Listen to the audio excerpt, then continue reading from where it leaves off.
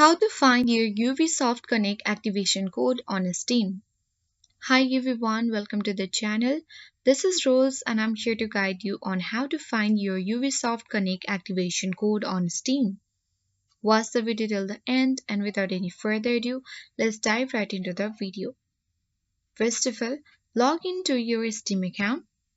Then go to the library at top left corner of the screen. Then you have to select the game that you need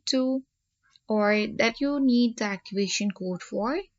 After that, you have to click on the settings icon at top right corner of the screen and then select manage option. From this drop down menu box, after you have selected the manage, in the manage menu you have to simply click the CD keys to view your activation code. And once you have got the code, you have to open the Ubisoft Connect app or website. Then you have to click on your account in the top right corner of the screen.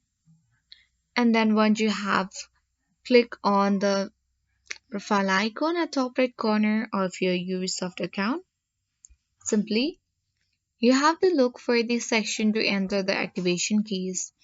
Enter the activation code from the Steam and click activate to link the game to your Ubisoft account.